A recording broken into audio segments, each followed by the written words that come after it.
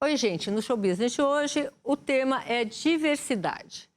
Para uma conversa sobre esse assunto está conosco Renato Meirelles, presidente do Instituto Locomotiva.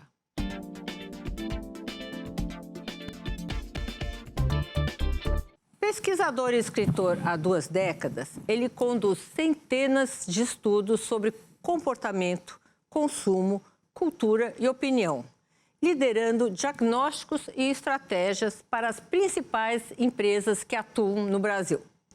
Vamos falar agora com Renato Meirelles, presidente do Instituto Locomotiva. Renato, bem-vindo. Boa Sônia, noite. querida.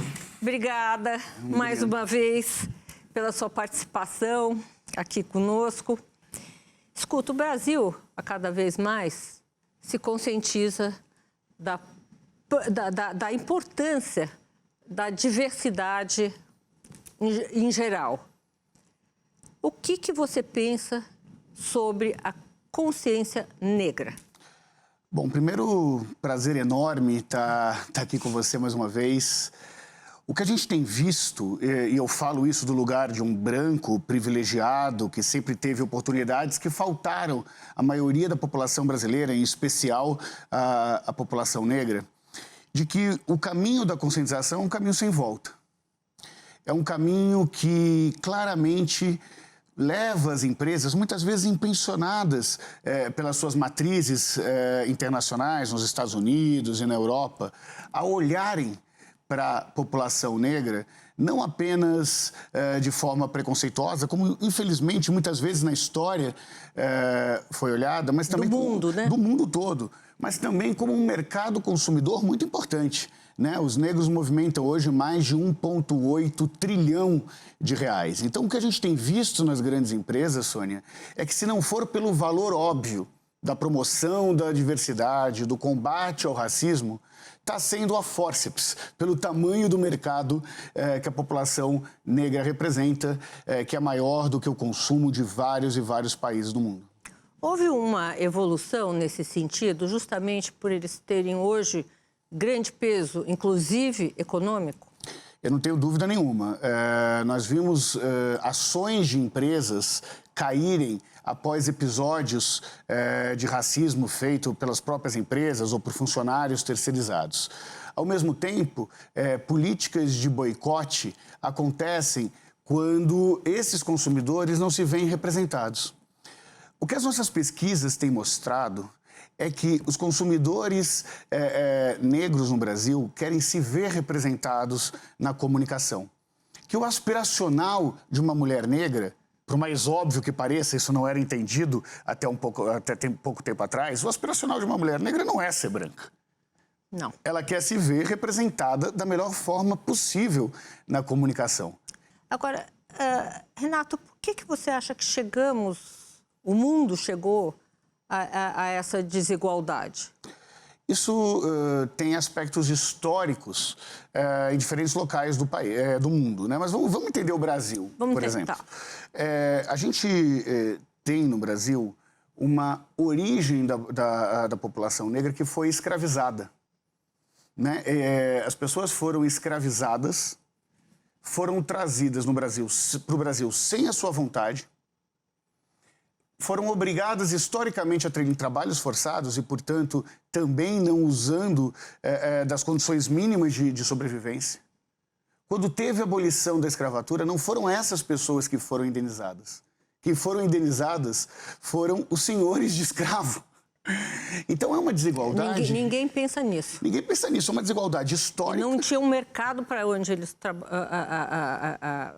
trabalharem, não abriu-se um mercado, né? Vamos indenizar, aí dá oportunidade, né? Não abriu um mercado, não tinha emprego, tanto que os trabalhos análogos da escravidão começaram imediatamente após a abolição, né? Na medida em que essas pessoas não tinham aonde trabalhar. E não tem a ver com esforço, ninguém se esforça mais do que a população negra para construir o Brasil. Vamos citar o exemplo do que aconteceu no Carrefour há 1 ano atrás, né? Isso mobilizou a sociedade de alguma maneira. Agora, precisa de uma tragédia para... O ideal seria que não, Sônia. mas vamos entender o que acontecia um ano atrás. O mundo mobilizado pelo assassinato do George Floyd, nos Estados Unidos, criando mobilizações no mundo inteiro. E na véspera do Dia da Consciência Negra, um consumidor negro foi assassinado por um segurança terceirizado do Carrefour. A primeira pergunta que se faz é: se fosse branco, isso teria acontecido? Obviamente que não. E se fosse um branco, aquilo não teria acontecido? Significa que sim, foi um assassinato racista. E outras pessoas, depois de protestar, e outras pessoas são pessoas como o Celso Ataíde, da Central Única das Favelas, como a Adriana Barbosa, como a Rachel Maia, como o Silvio Almeida, né, que, na minha opinião, é um dos maiores intelectuais negros hoje do Brasil, resolveram, após a crítica necessária, pensar juntos soluções para isso que não se repetisse. Para que isso não se repetisse. É como se fosse um compromisso ético de fazer o possível e o impossível para que ações como essa não acontecessem. E foi isso que foi feito. Talvez hoje, após essa tragédia, o Carrefour seja uma das empresas que mais consegue mostrar ações concretas no combate ao racismo. Eles fizeram com a direção e o auxílio do Comitê Externo Independente, conseguiram criar situações como, por exemplo, acabar com a terceirização das seguranças na loja. E fazer o óbvio, né? A responsabilidade é deles. A responsabilidade é deles. E o papel da segurança da loja não é proteger o leite condensado. É proteger as pessoas. Não pode ser uma segurança preocupada mais com o patrimônio do que com a vida humana. E essa foi uma mudança pioneira e que está incentivando o varejo inteiro a ir nesse caminho. Tem um investimento de mais de 60 bilhões de reais em bolsas de estudo, em universidades de ponta. Porque o problema de fundo, Sônia, é que, por mais que o preconceito seja generalizado para todos os grupos minorizados, nós temos mulheres em espaço de poder. Nós temos a população LGBTQIA+, em espaços de poder. Nós praticamente não temos negros em espaços de poder. E aí, oferecer bolsas nas melhores universidades é um caminho sem volta para que os negros tenham oportunidade de ocupar os espaços de poder. Existe mais uma ação propositiva que eu soube que você fez em parceria com o pessoal da moda, né? Que eu achei também muito bem-vinda. Eu conheço o Paulo Borges, que foi fundador do São Paulo Fashion Week, é presidente do InMod, né, que é o Instituto de Promoção da Moda, há muitos anos. E o que a gente viu é que, por mais que se tivesse ações concretas para aumentar a diversidade no universo da moda, ações concretas como a paridade, né? No São Paulo Fashion Week, por exemplo, só se metade dos modelos são negros, metade dos modelos são brancos. Isso já é regra, Já né? é regra lá. Isso não bastava. Porque não se trata de ter um rosto negro na passarela apenas. É necessário que toda a cadeia da moda seja influenciada por isso. Que a cadeia da moda seja influenciada nos maquiadores, nos estilistas, nos costureiros, nos produtores. O combate ao racismo, a promoção da diversidade, não se dá apenas com um apresentador negro, por exemplo. Se dá quando o economista que vai discutir o PIB é negro. Quando um médico que vai falar sobre a Covid é negra. Quando o estilista que for entrevistado depois de um desfile for negro. Essa iniciativa da moda contra o racismo é uma iniciativa muito importante para trazer toda a cadeia da moda, do pequeno produtor ao varejo, dos estilistas aos modelos, para aumentar essa diversidade. E o que a gente tem visto durante os anos é que a diversidade é boa para todo mundo.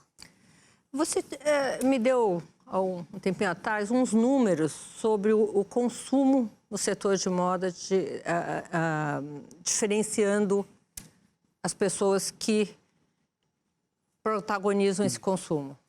O que a gente vê é que a população negra são maioria absoluta dos consumidores em números absolutos, mas não são a maioria absoluta entre quem produz moda, né? Então, você tem um distanciamento de que a maioria do mercado consumidor, em especial de modas mais básicas, não tem uma moda pensada por pessoas com a mesma origem, com a mesma cultura.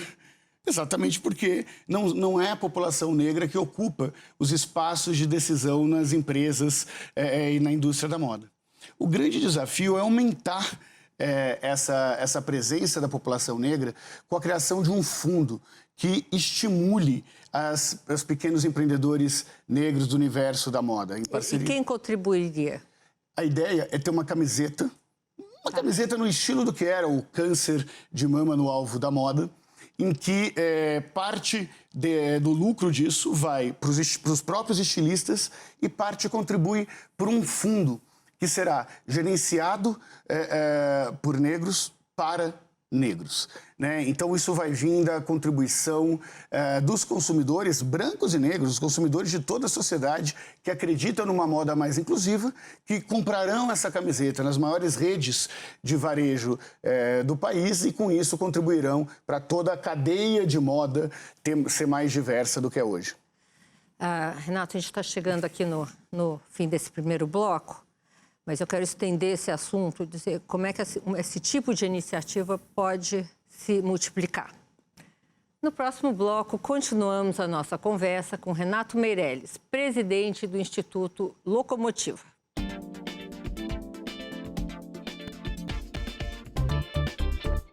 Voltamos com o nosso entrevistado, Renato Meirelles, presidente do Instituto Locomotiva. Renato, no último bloco estava te provocando. Como é que essas iniciativas para acabar com o racismo podiam se multiplicar pelo Brasil? Você tem outras ideias sem ser o setor de moda, enfim? A gente tem se dedicado muito a pensar essa questão.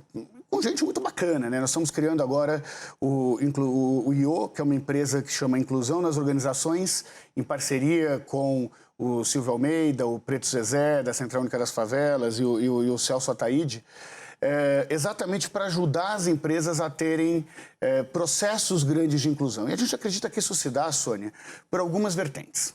A primeira delas é a educação, é o letramento racial dentro das empresas. É como se a gente conseguisse fazer com que toda a empresa tivesse consciência do que é um racismo estrutural presente na sociedade brasileira e como ele se manifesta. Na prática, isso impede piadas como nossa, o seu cabelo está bombril, cabelo bombril. Ou ações como nós vimos em algumas empresas, em que o primeiro gerente negro que foi proibido, quando chegou que foi promovido na empresa, chegou na sala dessa empresa e foi recebido por os colegas do bem-vindo à Casa Grande, com uma referência como se ele tivesse acabado de sair da senzala. Nossa! Sem o letramento, você não consegue mudar isso. E essa realidade, infelizmente, por maior que sejam os avanços nas empresas, essa realidade ainda existe. A segunda vertente é a criação de indicadores para as empresas. Precisam ser feitos censos de diversidade dentro das empresas, mas não apenas censos que digam a quantidade de negros nas diversas hierarquias, mas que também um clima organizacional. Será que essas pessoas se sentem à vontade dentro da empresa? Elas sentem que já sofreram algum tipo de preconceito? Esses indicadores são fundamentais para acompanhar a mudança que ocorre no processo de inclusão e promoção da diversidade dentro das organizações. Que ela não seja... que a pessoa, se ela não tiver uma consciência do que é isso, ela vai ser obrigada a ter. Vai ser obrigada a ter, pelo terceiro motivo, inclusive, que é a criação de compliances antidiscriminatórios. Então, a ideia é ter mecanismos que avaliam o risco reputacional que essas empresas têm, de acordo com a diversidade, e, a partir disso, se desenvolva um compliance antidiscriminatório. Sabe por quê? Porque isso não pode apenas depender do presidente. Isso tem que ser uma política interna da organização, que mudou o presidente, mudou o vice-presidente, mudou o vice-presidente de RH. Isso continue e se perpetue dentro da companhia. A gente acredita que são esses os mecanismos necessários para transformar empresas que promovam a diversidade em empresas antirracistas. Renato, você falando nesse assunto, me veio à cabeça o exemplo do Congresso com a porcentagem de mulheres, né? Claro. O que aconteceu? Definiu-se uma porcentagem que cada partido tinha que ter tantos números, tantas mulheres. Isso acabou gerando candidaturas laranjas, né? Uhum. Porque não é que você acabou com o preconceito pela raiz, e sim por uma regra. Uhum. O que o ser humano precisa aprender mais para aprender que somos iguais diferentes, mas somos iguais? Olha, acho que esse exemplo é um exemplo interessante de como os homens fazem de tudo para manter os seus espaços de poder.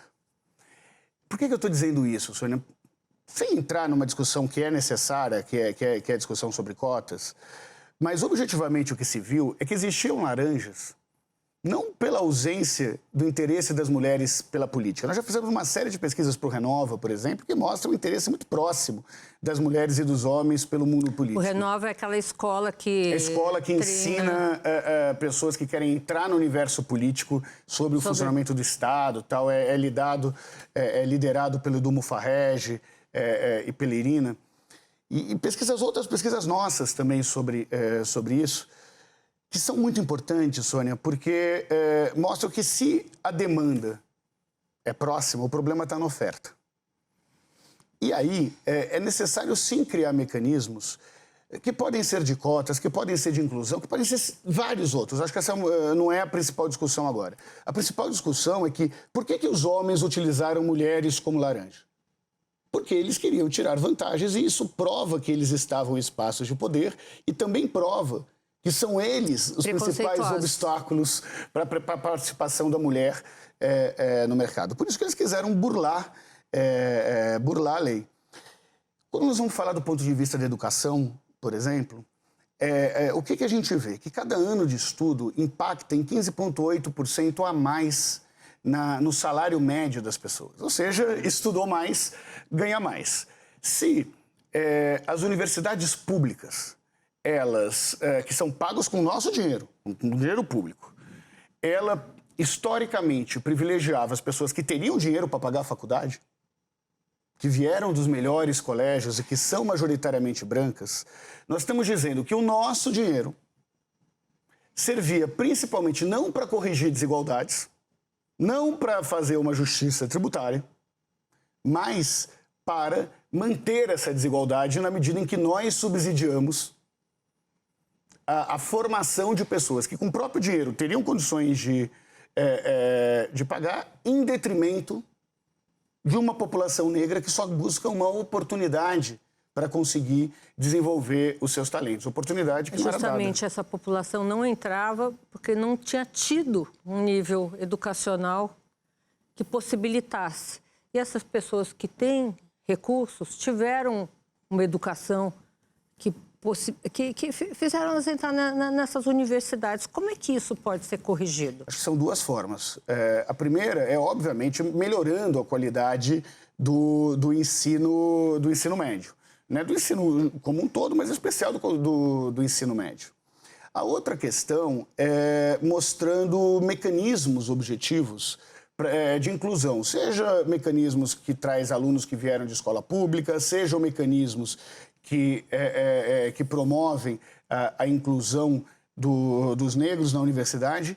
E sabe o que é interessante? Que diferente das expectativas que existiam de que isso baixaria o nível das universidades, o que nós vimos foi o contrário.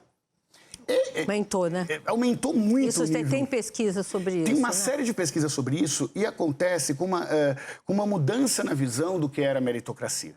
Eu vou dar dois exemplos aqui.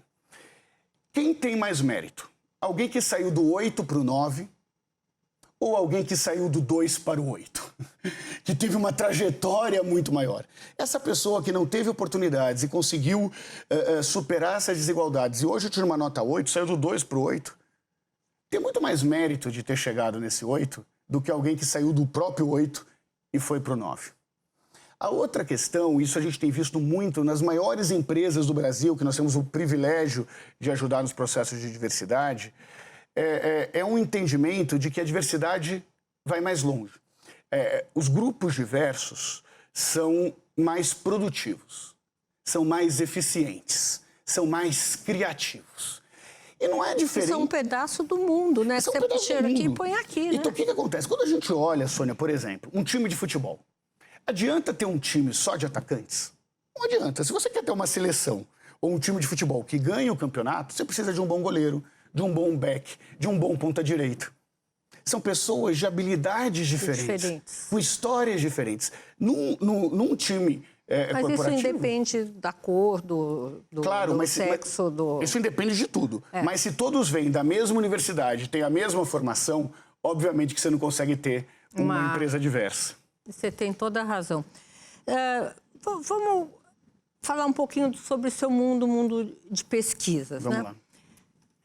Nesses anos, você veio do Data Popular, né? Criou o Data Popular, que tanto sucesso teve, fundou o Instituto Locomotiva por discordar dos critérios de pesquisa. Explica um pouquinho quais são os critérios de pesquisa do Instituto Locomotiva. Historicamente, Sônia, as pessoas tentam classificar... Que tem a ver com isso, né? Não tem tudo a ver com isso. As pessoas tentam classificar o ser humano apenas de acordo com o bolso dele.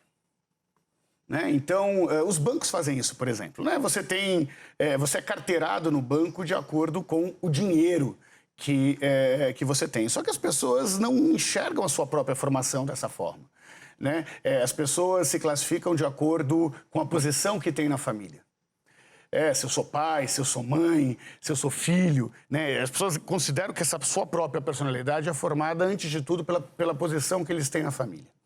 Depois, pelo que nós chamamos lá de hobbies. O que são hobbies? São as atividades de lazer com parentes ou amigos. O quanto que essas pessoas ganham está lá no final da lista. Ou seja, o mundo corporativo entendia que o dinheiro era importante para classificar o seu consumidor. E o consumidor achava que o dinheiro é o menos importante. Numa situação de mudanças de classe muito rápidas que aconteceram no Brasil nas últimas 2 décadas, para cima ou para baixo, esse critério de renda não deixou de ter importância. Sônia, imagina o seguinte, eu tenho na classe A um cara que ganha 70 mil reais e ele é dono de um boteco na periferia de São Paulo. E eu tenho na classe C um sujeito que fala 2 idiomas, tem mestrado, e é professor do ensino médio da rede pública de São Paulo.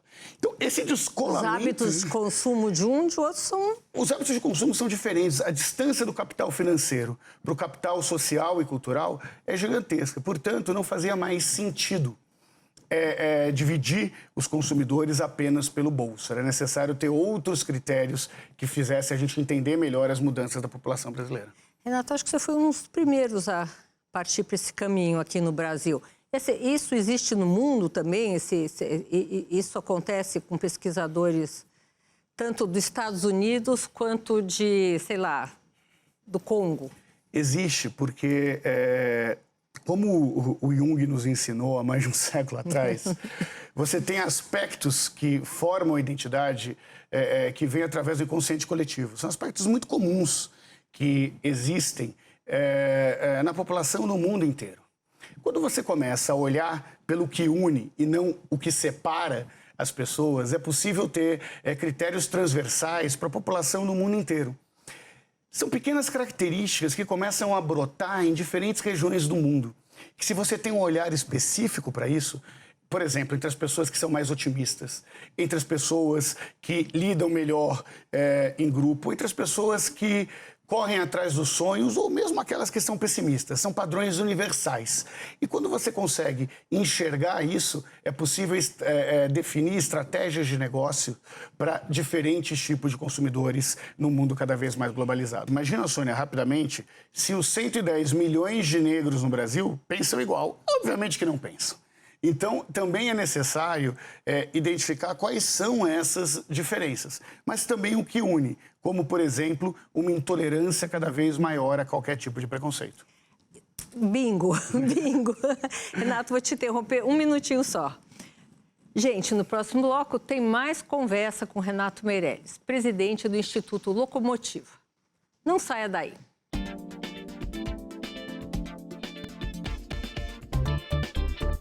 Olá, voltamos com o nosso entrevistado, Renato Meirelles, presidente do Instituto Locomotiva. Renato, queria entrar aqui um pouquinho com você sobre o assunto polarização política, né? Como é que você está vendo o Brasil nas eleições de 2022? Sônia, eu confesso para você que eu gostaria de ver de uma forma diferente do que é que nós vamos conversar aqui. Já é a terceira eleição presidencial que eu tenho oportunidade de trocar ideia contigo sobre como é que está a cabeça do eleitor e a cabeça dos brasileiros. O que a gente vê é que o processo de polarização ainda é muito forte no Brasil e muitas vezes não é claro. Nós fizemos um estudo recente agora no Instituto Locomotiva sobre as raízes dessa polarização para tentar identificar o que une e o que separa os brasileiros. Nós criamos o Índice da Intolerância.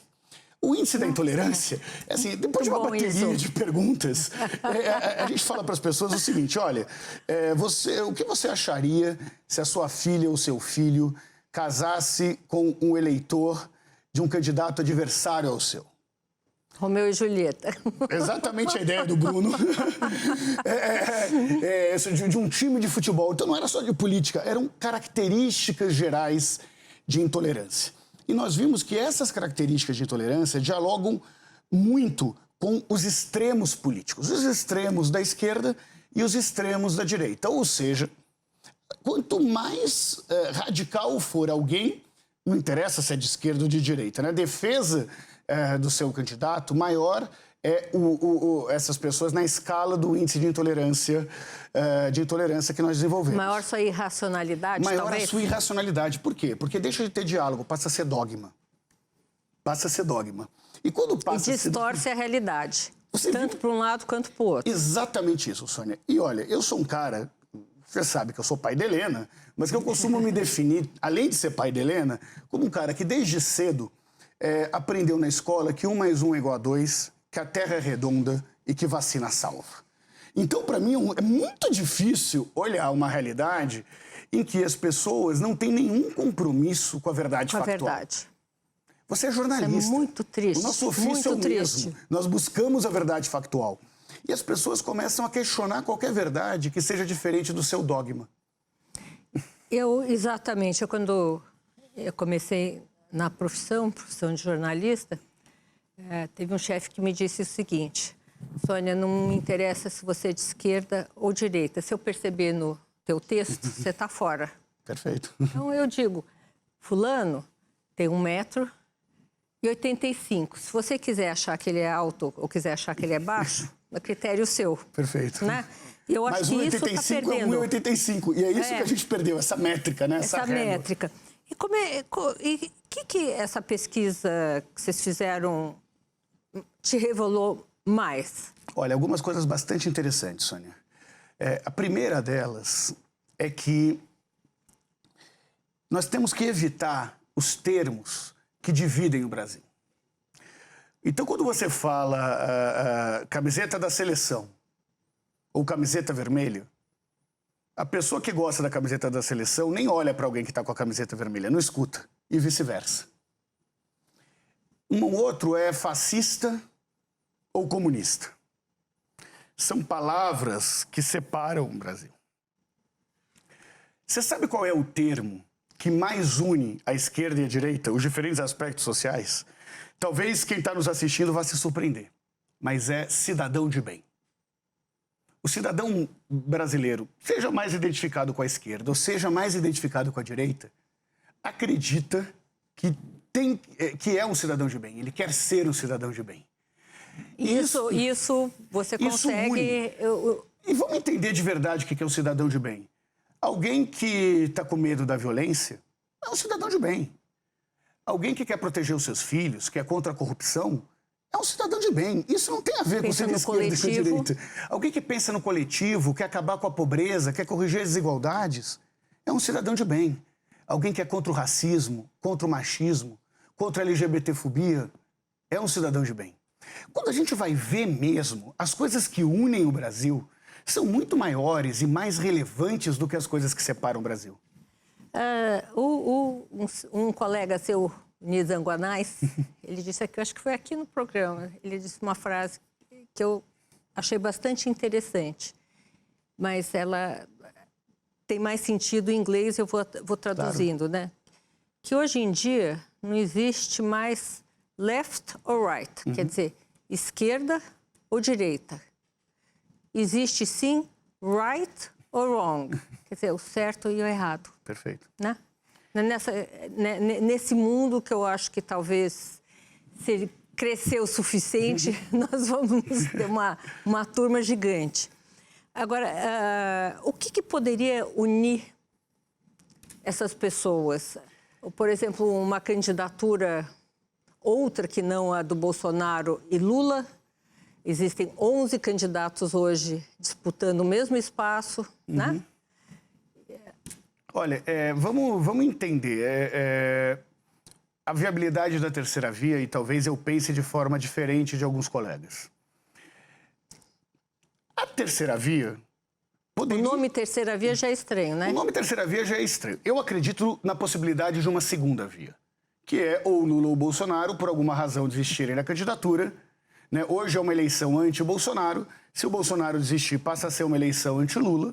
E aí passa a existir uma segunda via com maior chance de vitória. No modo que está hoje, eu acho muito difícil existir uma terceira via. Por quê? Porque o centro não é homogêneo, Sônia. O eleitor que não vota nem no Lula nem no Bolsonaro e vota no Ciro, não é o mesmo eleitor que não vota no Lula e no Bolsonaro, mas vota no Moro. Entendi. Então, tem muita fragmentação nisso. E mesmo que fosse um candidato só, dificilmente o eleitor do Ciro vota no Moro. Assim como, dificilmente, um eleitor raiz do Bolsonaro votaria no Dória no segundo turno. Tamanha foi as críticas que o governo Bolsonaro fez ao governador João Dória. Eu tô fazendo essa provocação porque não basta achar, olha, tem gente que não gosta dos dois lados, então automaticamente surgirá uma terceira via. Você vê uma segunda via como uma possibilidade se um dos dois desistir? Se um dos dois desistirem. Porque eu não consigo imaginar uma eleição que o Lula tenha menos de 30% dos votos, que o Bolsonaro tenha menos do que 25% dos votos. Então, uma terceira via teria que, pelo menos, superar o Bolsonaro. E não existe consenso na coluna do meio capaz de fazer com que essa candidatura chegue a mais de 25%. Historicamente, tirando a eleição de 89 e a eleição de 2002, o terceiro candidato sempre teve mais de 10 pontos percentuais atrás do segundo. É engraçado isso. E por quê? Porque o país acaba entrando numa discussão, num momento de debate, que ou é uma discussão de Estado, e aí as posições são muito antagônicas, né? Ou é uma posição de relação costumes, que foi a última eleição presidencial. Você acha que vai ser costumes essa também, ou vai ser bolso? Eu acho que vai ser bolso. Nós vivemos uma crise econômica muito grande, uma crise que foi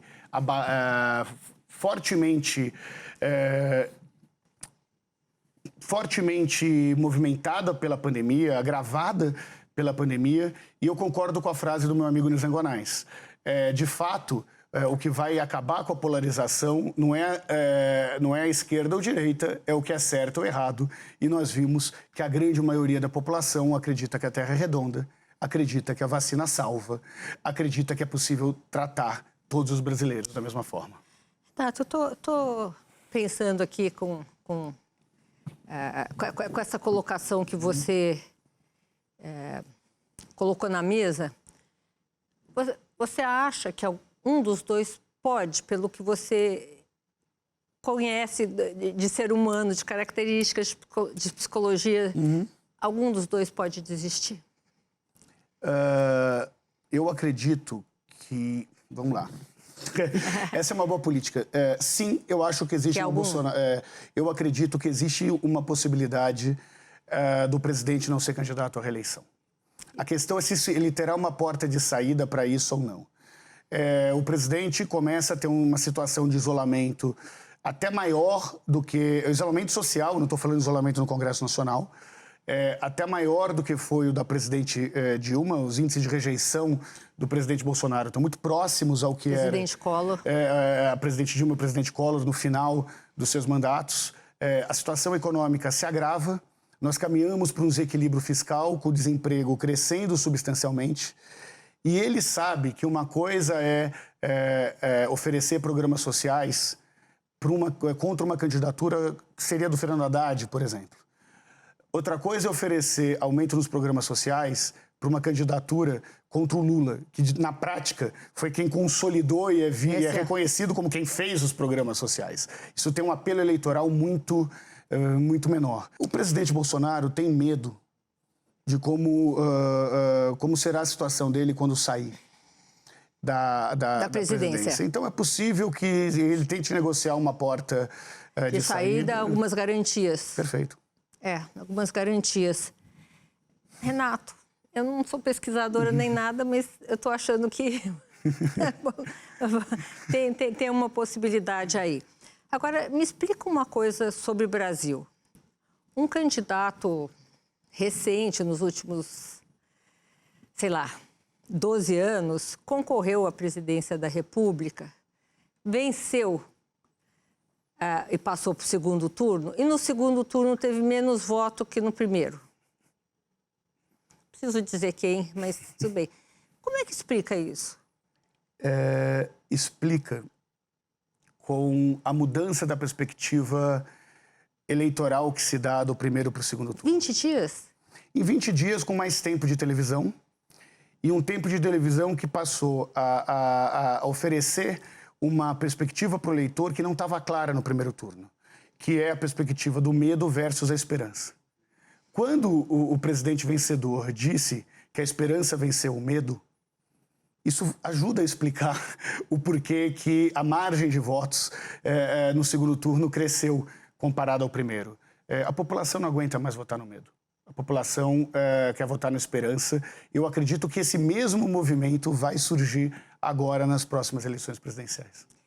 Olha, eu acho que o consumidor de notícia, seja de televisão, de rádio, de mídia impressa, não aguenta mais também ouvir desgraça, quer ter esperança. Sem dúvida nenhuma, quer ter esperança e quer voltar a acreditar na verdade factual, no jornalismo sério e no jornalismo profissional. Obrigada, Renato, por essa entrevista. Sônia, obrigado. Um prazer, um privilégio, como sempre. Sempre. Muito, muito obrigada. Obrigado, querida. O Show Business de hoje termina por aqui. Eu, Sônia Raci, tenho um encontro marcado com você na próxima semana, aqui nos estúdios da Band em São Paulo. Até lá!